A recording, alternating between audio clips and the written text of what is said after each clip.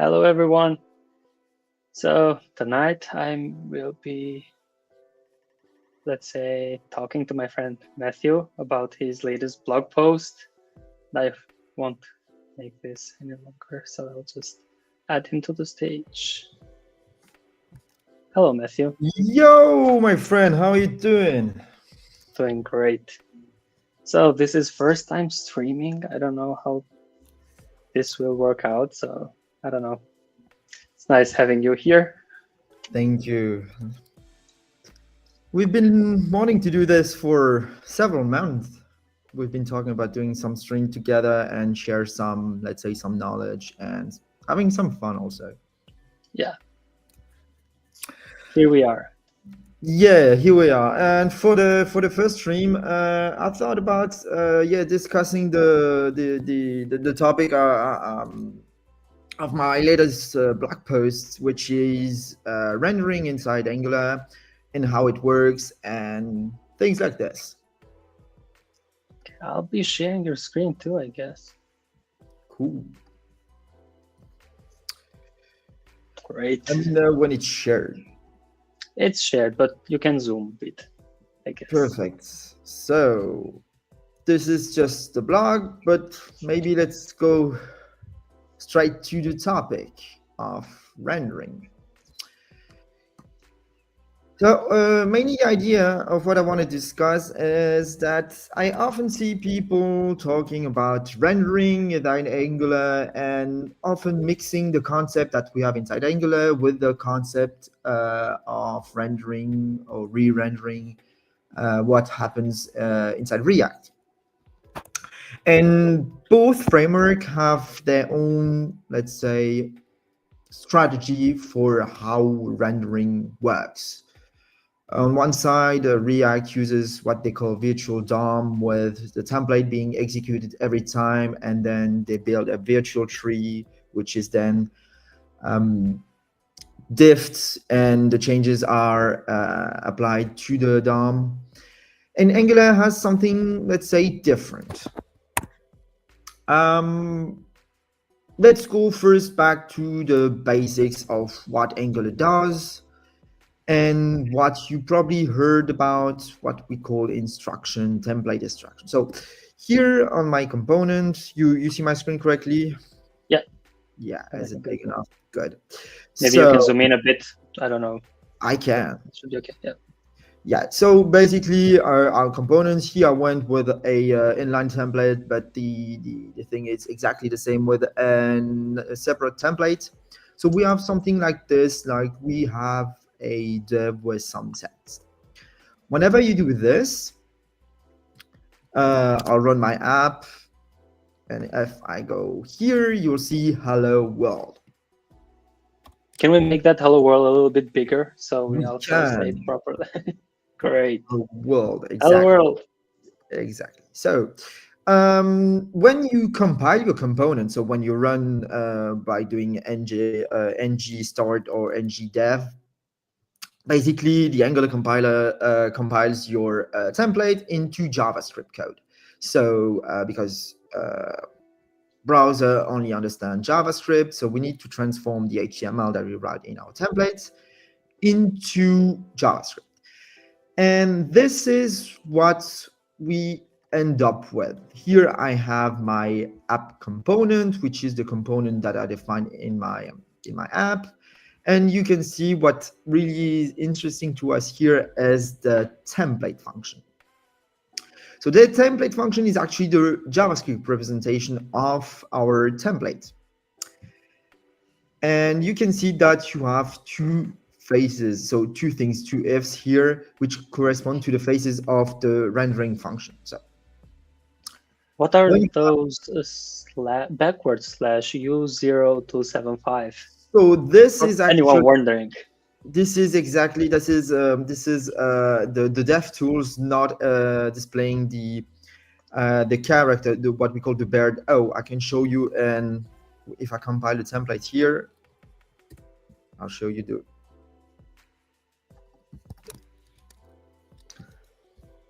So perfect.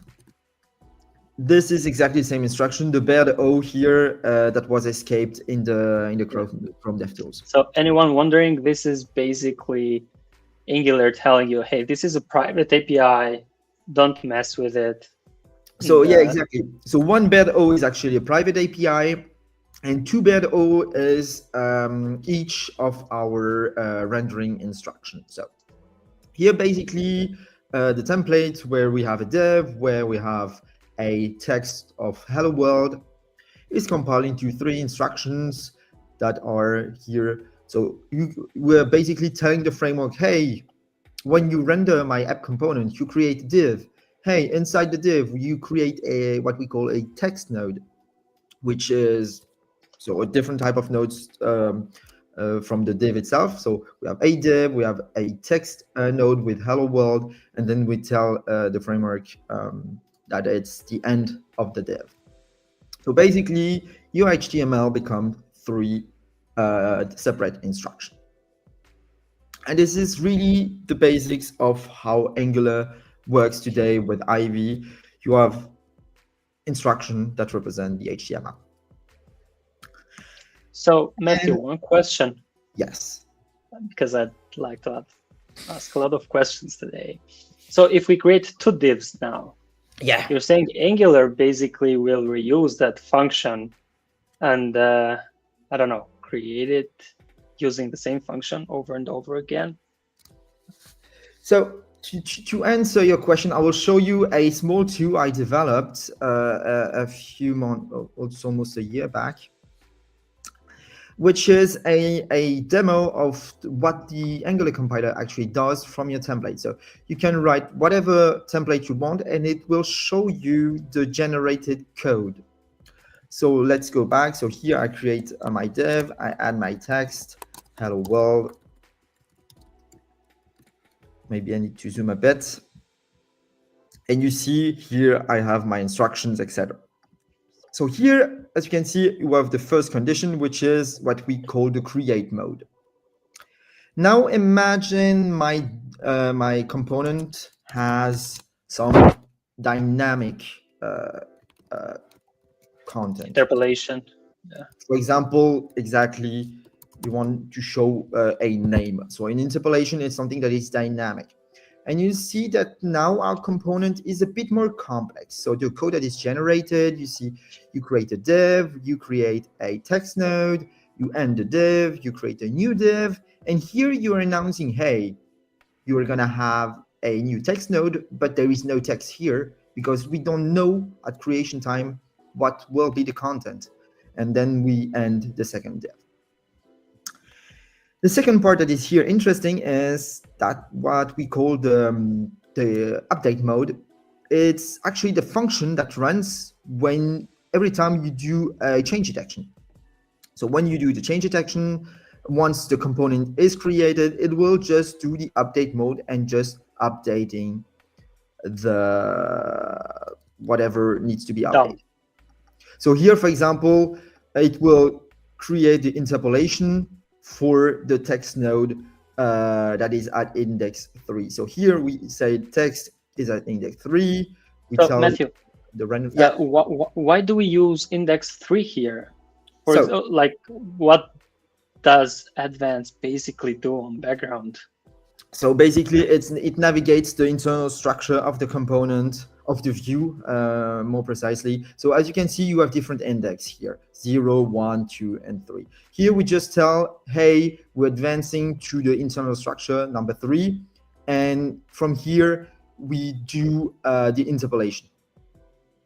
That's So, basic internal knowledge of the structure. It's not really important to understand that.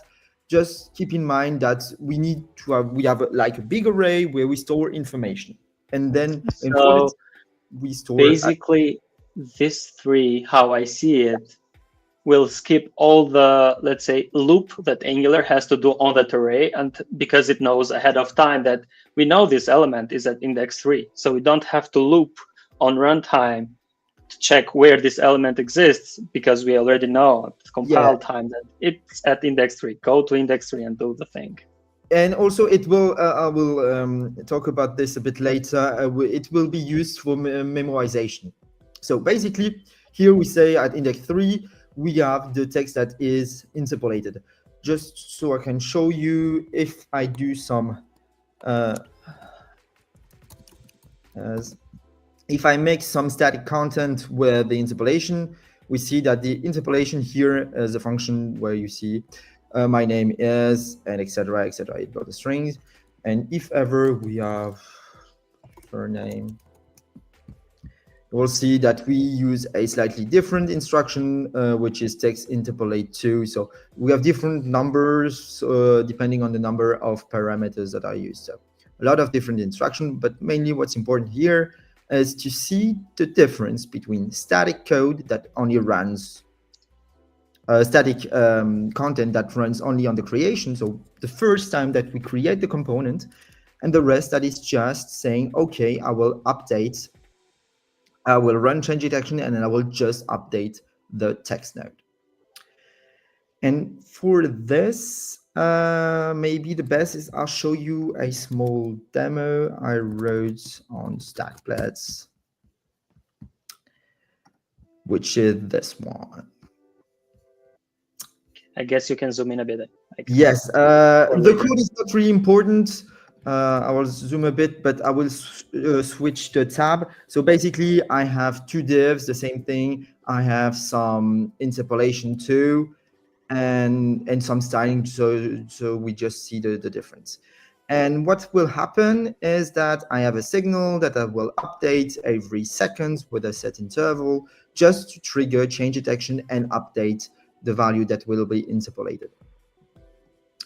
So I'll go to the new tab, and if I'm lucky, it works this first time. Exactly, perfect. So here I have my two div, the first one that is static, the second one that is dynamic. And here I will show you a small interesting feature of the Chrome DevTools, as when you go in the rendering tab. So I am in the DevTools, next to the console, you can select rendering here and have the rendering tab.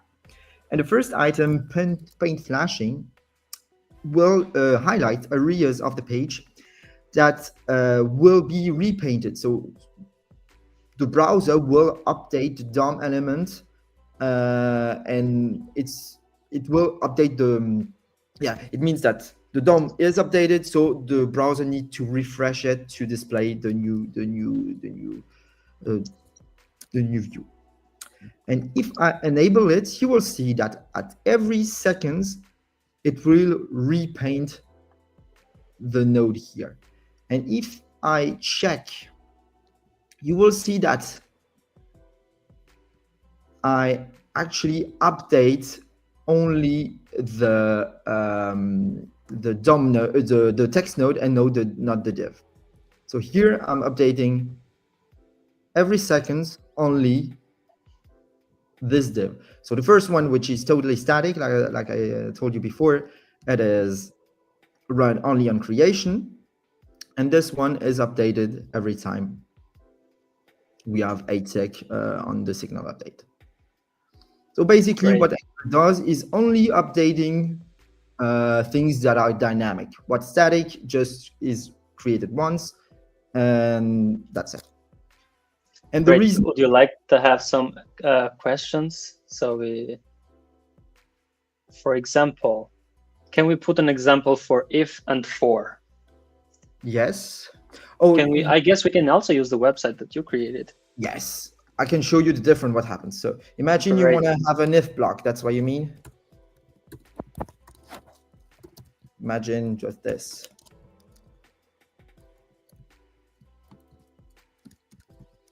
So here what happened when you create an if block, or it's kind of the same if you have a for block, Angular will actually compile this to a separate function. So it will create a new view, which is the content of the if. And you see that we have now two different functions, one for the component itself, and one which represent the template which is inside the if block. And I'll show you if I do an else, I will have hello Mars. And I have now in the instruction, so I declare here, hey, I have a new template at index 0, which has two different functions, this one and this one. And basically, yeah, that's it. And those two functions. Basically, those two functions are just to. So every time we see RF and 1 means we are on creation mode only.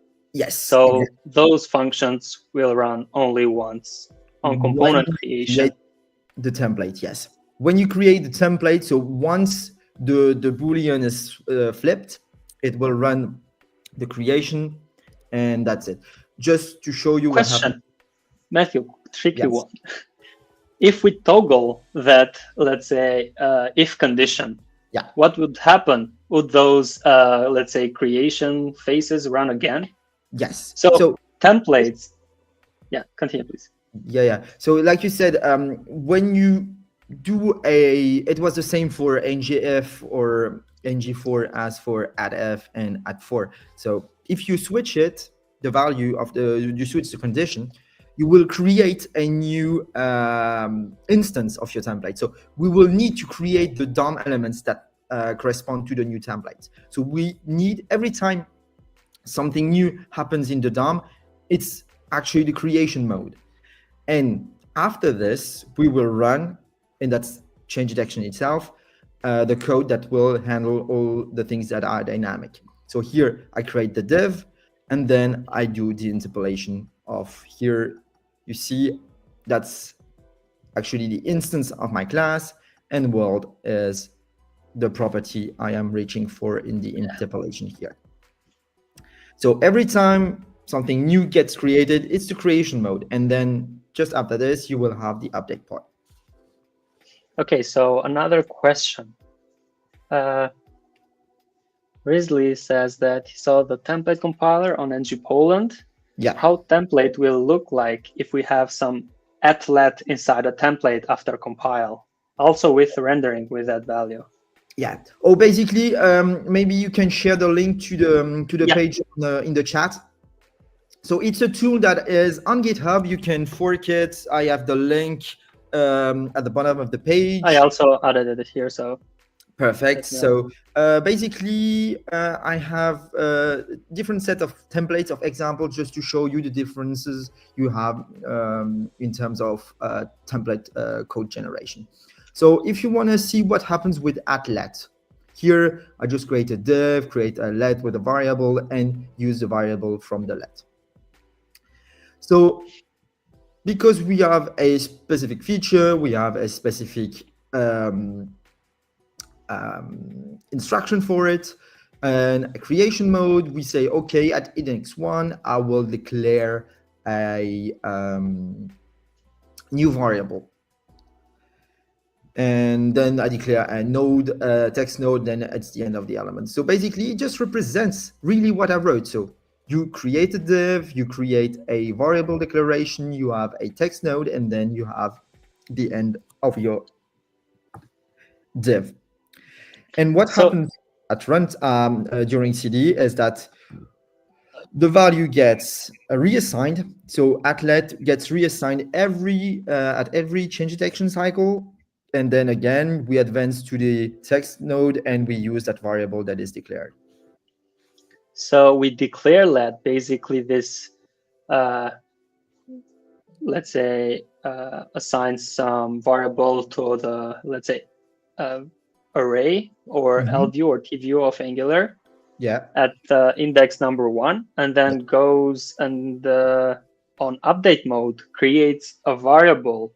I guess now each time with that, let's say, value that we want, for example, in this case is 5. And then it uses that one. So basically let recreates the variable on each run. Yeah, this is actually one of the reasons atlet wasn't named @const. So initially when we designed the feature, we call it @const. But the thing is, it's not really a constant because like you saw in the code, It changes. it's reassigned every time. So imagine here it's not some static number, but for example, my signal. Here I have my signal, so the value gets read every time change detection runs. So it's not really a constant because it gets reread every time. And this is why we went with atlet. So we read the variable and then we reuse it. Basically, what you see here is some kind of simple JavaScript code. You read a variable, you assign it to a constant here, and then it's used as a function parameter here, which is in Okay. manipulation. You already answered this one, but what RF and 1 and RF and 2 mean? Yes. So I didn't show it, but there is a legend below the code block. RF is for render flag, and 1 corresponds to the boolean of the value of the creation mode, and 2 is the update mode. So here that's when we create the component, and here it's when we update. So every change detection run. Great. Okay, another one. How does the compiler handle content projection from Omer? Oh, I think, do I have an example about this? Not really. So content projection is something that is kind of complex, and I don't know all the details, unfortunately. But basically, let's say, oops. If I do this, and if I do this, parent.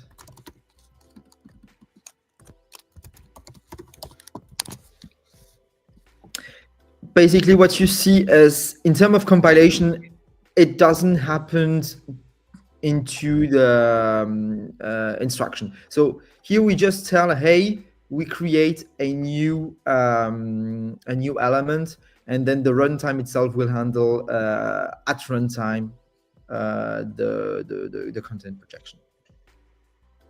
So almost we could say that it's not related to the compilation itself. It's what happens in what we call the runtime. So the runtime is basically the JavaScript code that is behind every instruction.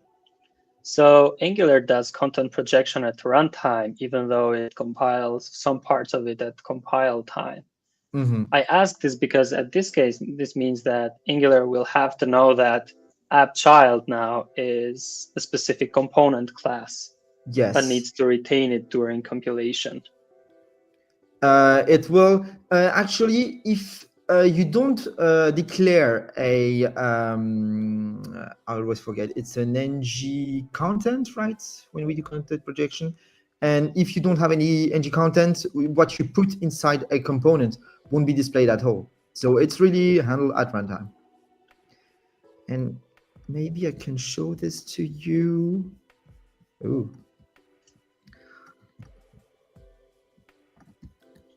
Open the Angular repo itself and just guys, Matthieu went God mode. I just wanted to show the list of all the zoom in a bit, please. I will zoom it when once I found the exact file I wanted to show. Oh yes, exactly, that's what I wanted. I wanted to show the number of instructions that exist inside, so all the IV instructions. And as you can see, those are all, so we start at line 48 and we end at line 180. So there are 140 different instructions. When I say different, sometimes it's just multiple ones to handle a fixed number of arguments. And for the cases where it goes further than, for example, 8 arguments, we have a variable 1 which accepts more. So basically, can you show one of those? Want to show which one? Interpolate, for example. Yeah, the first one. Yeah, that's great. For example, interpolate, you just have one value and you just say, okay, here. So this one, it reach out to this function, and basically what it does is, so the LView is the runtime structure which gets all the information for the view. here we run the code for the interpolation. So basically building a string. So what we have before, what we have after as a static string, and in the middle we have something that is dynamic, which is what we have inside the curly braces. And here we create a string, what is checked, did it change or not, and then we go in the internals. But what happens basically is that we end up updating the text node, which is basically just setting the value on a DOM element. So Matthieu, question. Yeah. If we go inside text interpolate 1. Yeah. If we set a text value to 5, let's say only 5, setting to 5, and never changing it. Yeah. Will the DOM, let's say, get updated or not? Because from what I can see here is that line 79. What does that mean?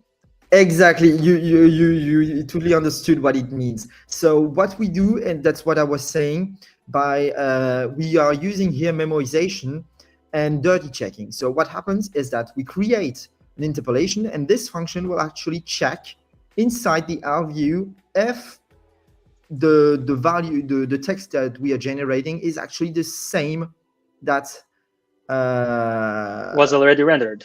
So is it different? If it's different, yes, we send the new string. If it's not, then we just say, okay, we have a no change value, which is a dummy object, but just an indicator of we have no change. So if we have no change, because of the memorization, we just skip the rendering and there is nothing that happens. So it means that that's a second layer of optimization. So if something that is dynamic, but the result string is the same, we just don't do any DOM manipulation, which spares some CPU time. Great. And also, is that no? Yeah, I didn't mention it, but DOM manipulation is actually what costs the most CPU time when doing change detection. So we need to be very when I say we need, the framework needs to be very careful when calling DOM APIs. It should be optimized and only run new access to the DOM when it's necessary, because DOM access, DOM read, DOM writes are particularly expensive. Is that no change a symbol or just a normal object? I'll show you. So it's basically, in terms of TypeScript, is a branded type that is visible when we are in dev mode. So you see that it's an object with the branded type. And when we are in production mode, so a prod code is just an empty object. And as you know, in JavaScript, if you compare empty object with empty object, it's a different reference, so it's different. It's so basically just a symbol to say, hey, this corresponds to no changes.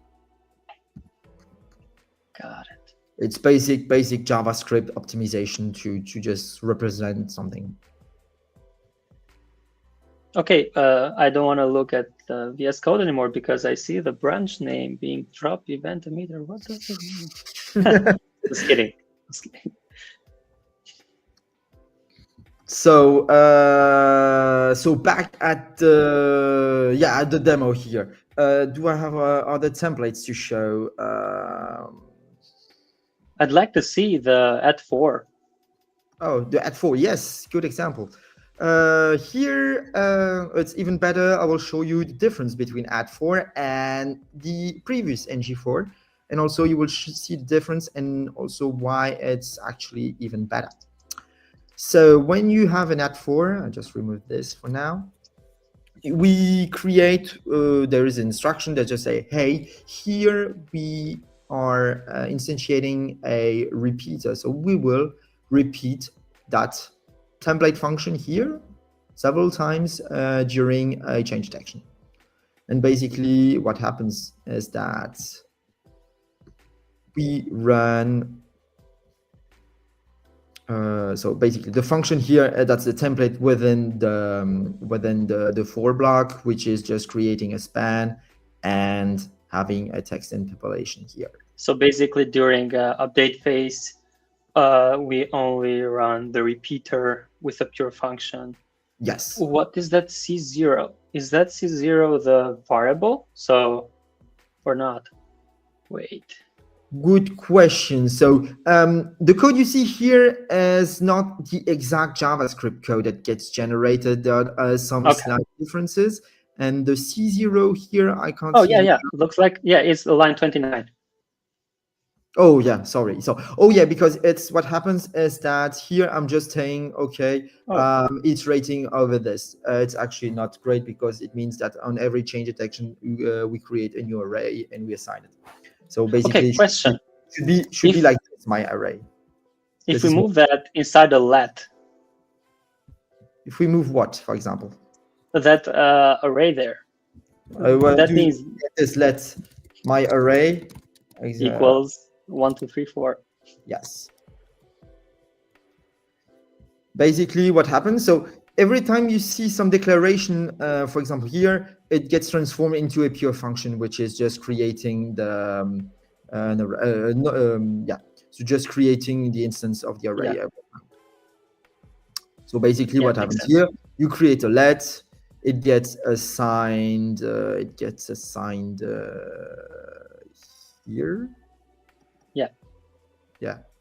And then we have the repeater of the array, which is it repeats over. So it will iterate over the array that I got here, which is basically just this one.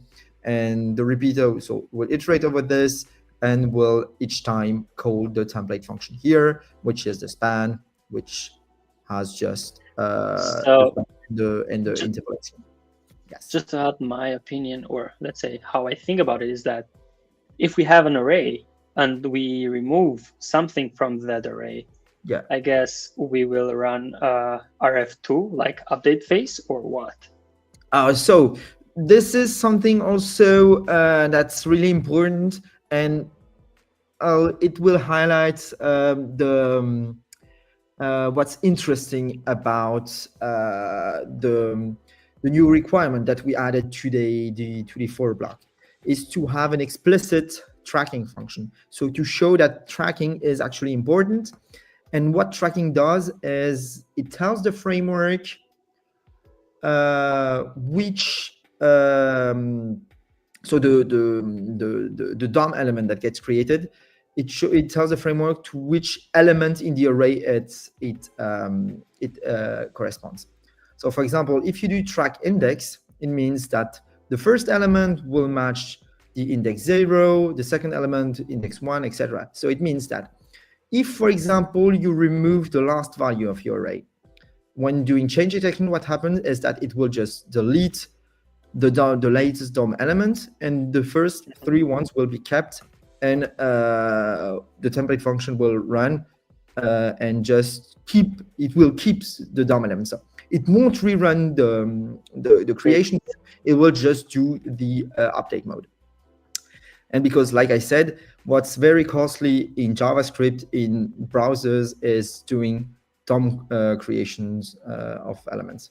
So with the tracking function, we tell the framework, hey, these elements, you can reuse them because they match at the index.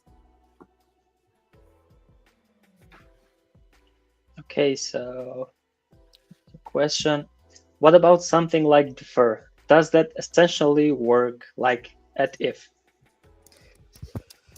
I think you have a custom template. Yes, so I'll show up heavy. So I have a heavy component. So basically what happens is that here I just declare defer block, and as you can see, defer has a default value, which is defer on idle, and it will create the element when it's instantiated. What we can't see here is that actually can we move this to the VS Code? Because I guess there's some things missing, like import. Let me create. So I will have to create a new component. Yeah, on another file. Yeah, we need to create in another file because we want it to be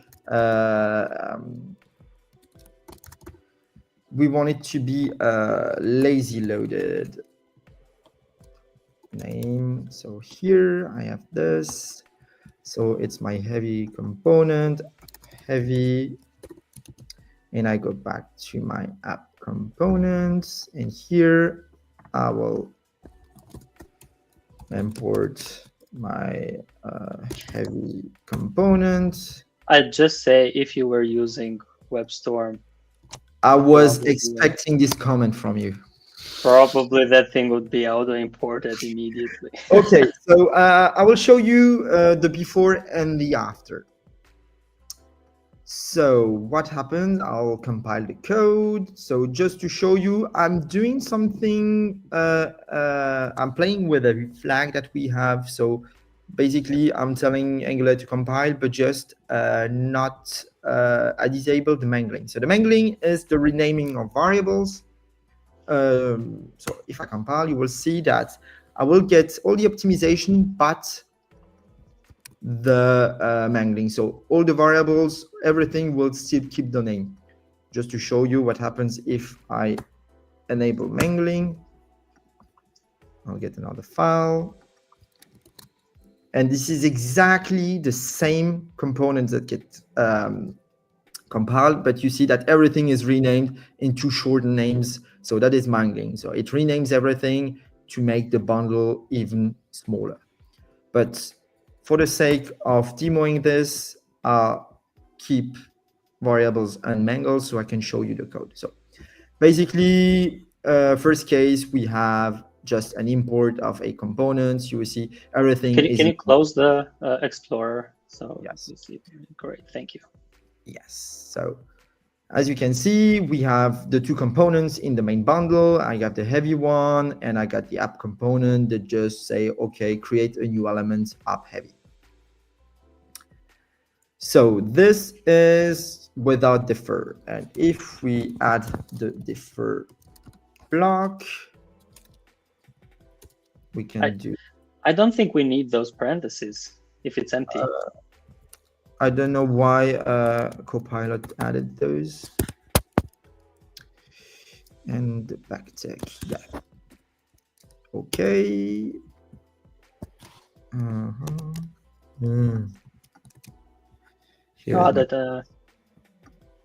Here's my console. Line 10. This you mean. And because I prefer so. Everyone does, I guess. Yes. That's the kind of feature I was like, okay, it's totally useless, but in the end, I very much prefer self-closing elements. And just so you know, so self-closing element is not something that exists in the HTML, XML spec, and is something that is inspired by what GSX supported. And we were like, okay, J6 has some good ideas. We should the best parts. Yeah, the best parts. So did I compile? I don't remember. So I compiled the heavy one into a defer block. And now I go to my dist and I'll see I have more chunks now. And here, so that's the code that's now compiled. You can see that I don't have anymore the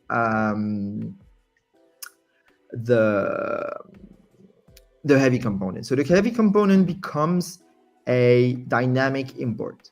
So what the compiler does here is that here the static import. Normally, when you have a static imports, it ends the file ends in the same chunk. But during compilation, it will transform this static import into a dynamic one. So here it means that that's the defer dependency, and it is defined here. So we say just we have a new template, and we defer using this dependency. So like we had before, so defer on idle means when the browser is idle, it will trigger the defer here. So it will load the chunk here, and the chunk is the one that contains the heavy component. So basically, if I could check this file directly or show you. The file is very small. The chunk is actually just having some instructions, the heavy components and the template, etc. So it means that when it's deferred, we load the chunk with the component and gets rendered normally. It will call just the template function of the component. Okay, easy question for you. How easily can we break defer loading? So basically, to break defer loading, we will have to prevent the chunking from happening. So what we call code splitting. Code splitting is just that the bundler will just notice that some code is not required at the same time, so we can just create a separate chunk. That's what here ESBuild does, is because we see that the heavy component is actually imported dynamically. It knows that it can put it into a separate chunk. But one of the cases... So if we, let's say, use up heavy outside the defer block, but inside the same template, what would that do? What it would do is that if you do this, Angular will do a dynamic import, but it will also have the static import. So what will happen, because of the static import that will be kept because of this component here, it will break the lazy loading. It won't break your app. It will Can we see that? I can show you. Yeah, that would be great, like showing. So what happens, I'm back to a single main bundle, and everything ends up in the same. So I still have my defer block, and you can see that the dependency function here is just returning the component. So would this make sense, like to use defer only for chunking template rendering instead of having them all in the main, let's say, in one big macro task? Using defer basically would chunk the template into multiple micro tasks, and because this uses idle by default, all of them would be scheduled using the, I guess, request idle callback. So would that be recommended? What do you think? The defer only loads the chunk. It deferred the rendering because the chunk is not here yet. But what happens is that on idle, it will only trigger the loading of the JavaScript file. I was talking more about concurrent rendering. Yes, I understood the question, the underlying question. Yeah. But basically, it needs to run the template functions right now. I know that you guys at Pushbase have the concurrent mode for the NG. How do you call it? The RxIf, RX4, RxLet. RX4, exactly. Rx virtual views and more. Also, we'll see those in another stream, I guess. Yes. So I hope I answered the question here. So what happens is really with the defer block, we transform at compile time a static import into a dynamic one, and having a dynamic import so it shows the bundler that it can split the code, create a separate chunk that will be loaded much later. Matthieu, we have an interesting question. Yeah. Will the chunk be generated if the defer is hidden behind something like @if, but with a false condition? Yes, of course. So basically, at compile time, there is no the template isn't run, so it's just static analysis. But if the mangler, or let's say the bundler, remove code that says if false, remove that part. That's a good one. It's a good one. So basically, the bundler, I can show you actually a demo. If you go to ESBuild, you see I have it in my history. So what's great, ESBuild has an online. Can you zoom, please? Yes, I will zoom a bit. So can I zoom? So it's an example. Perfect. Give it some JavaScript code and it will build it. And here, for example, I have the minify, which just transform your JavaScript code into optimized code. So if I just remove this for now, imagine const val is false, and if I have val etc. console.log.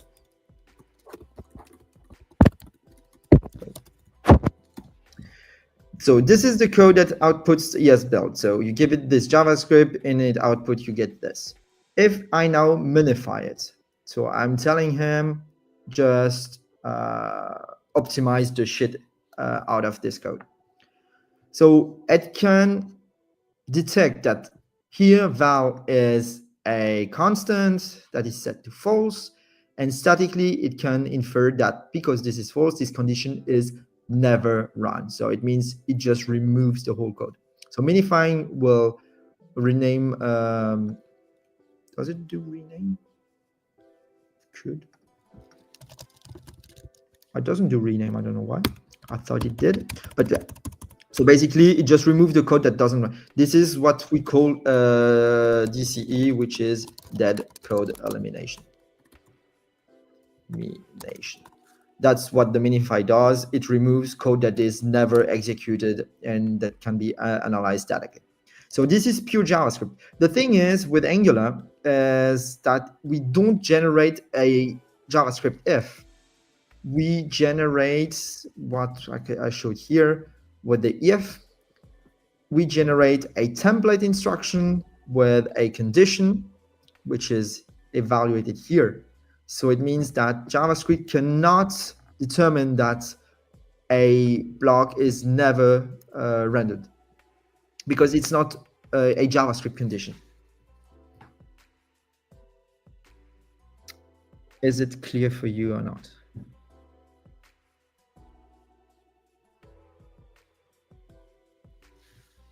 Did I lost you?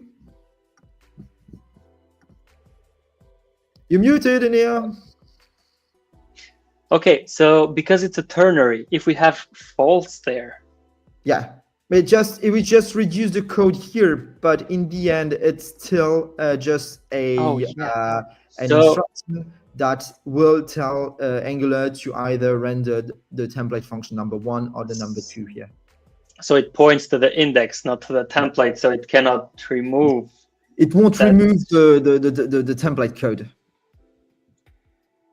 Because it's really, this is separated into a declaration, and this is just a dynamic part of the condition. So the dynamic part of the condition is really the different conditions you have, different blocks. Great. So doing if false on a template won't remove it from production. You'll still ship it. Yeah, it only works inside our pure JavaScript code. Yeah, great. Okay. Okay, what else can we show in 10 minutes? Let's keep this in 1 hour chunk. Yes, there is one last optimization I will talk about inside the rendering. So first we showed the... Okay, we have another question, sorry. Oh, yeah? With defer inside 4, I guess. So, and with the defer with at 4, it will only generate one chunk or not? Yes. So basically what happens, it will create multiple defer execution, but in the end, it's the same JavaScript code that gets pulled. So the first time it will pull the JavaScript code, trigger the loading of the chunk, but because the bundlers set up the loading of the function will actually cache the JavaScript code and will only be loaded once. But it means that I actually have a detailed explanation on my blog. That's defer. I think it was this one. Yeah, about nesting blocks. I can refer to this article. I'll show it to you. Ooh. Here, and basically that's the article where I explain the differences between having a defer block inside a for loop or having it outside the for loop.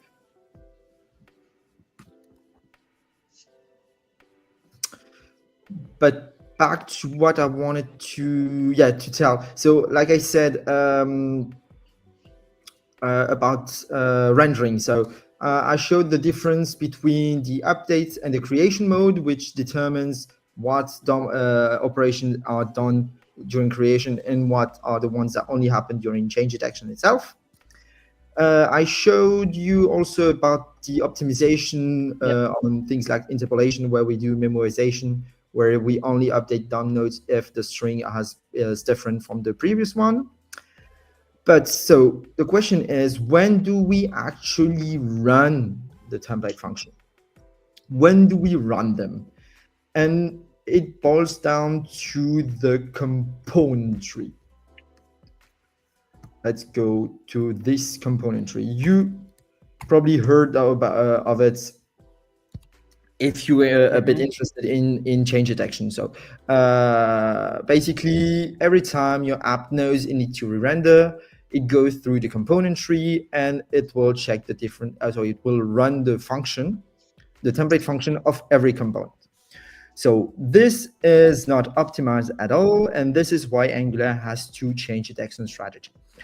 The first one, default, is the one that does actually no check. It will just say, okay, this component will be checked every time. So no condition on this. It will run the function by starting by the root, so app component, and then different elements here.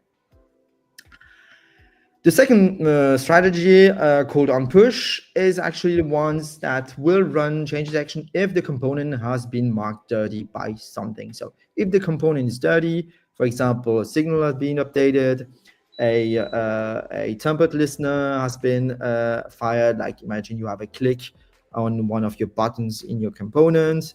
If you have the async pipe that has received a new value from the observable, if you have called mark for check, etc., etc. So these are the conditions that will mark the component as dirty. Also, if you have an input that changed, the component will be marked dirty.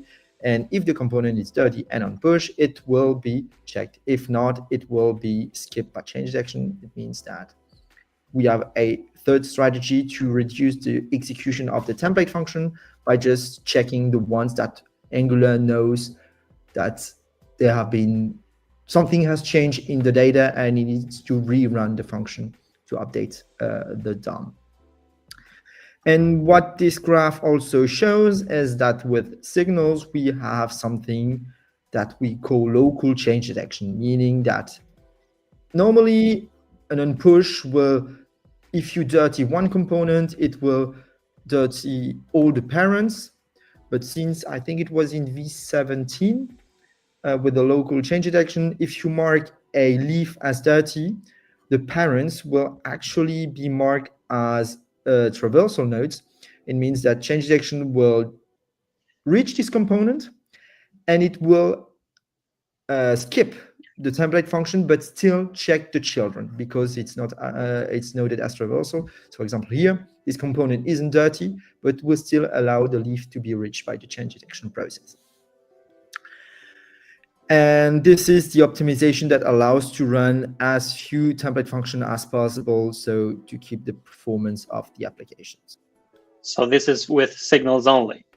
So the local change detection is onPush and signals only, yes. So if you have onPush and signals, you will have some skip. onPush itself is just already an optimization by only that allows to skip components that are not marked as dirty by any of the process I mentioned before. Like I said, signals, async pipe, template listeners, and input changes. Got it. Okay, I think we can tackle one last question.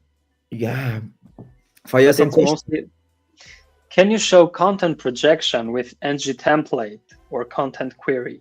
I'm wondering how it works if the content is ignored by the compiler.